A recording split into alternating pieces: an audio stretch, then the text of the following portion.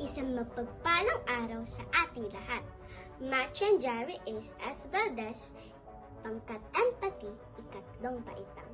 Si Maria Josefa Gabriela Carino o mas kilala sa pangalang Gabriela Silang ay ipinanganak sa Barrio Canyogan, Santa Ilocos Sur noong Marso, 19 taong 1731. Ang asawa niya ay si Diego Silang. Isa siyang magiting na magdirigma na lumaban sa mga Kastila at napalaya ang vegan. Ngunit napatay ito ng kanyang dalawang kaibigan na binayaran ng mga Kastila.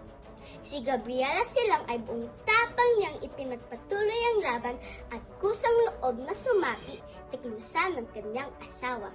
Masidhin layunin nila ang palayain ng buong bayan ng Ilocos mula sa kamay ng mga mapagsamantalang Kastila. Siya ang kauna-unahang babaeng namuno ng revolusyon sa Pilipinas. Sa pangunguna niya ay buong tapang nilang sinalakay ang mga mapagsamantalang mga dayuhan sa Ilocos.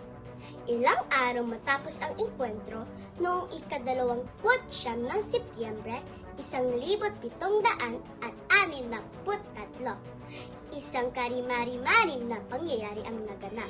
Siya'y nadakip kasama ng 8 tapat niyang tauhan na agad din naman pinugutan ng ulo sa mismong plaza ng Vegan Ilocos Sur.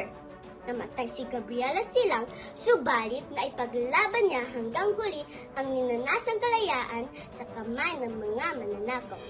Ang laban ng bayan ay hindi lamang laban ng mga kalalakihan. Ipagpatuloy ang laban para sa kalayaan. Generala Gabriela Silang, ito'y nagbibigay inspirasyon sa ating mga Pilipino na ipaglaban ang ating mga karapatan at nagbibigay sa atin ng lakas ng loob na harapin ang mga hamon sa buhay.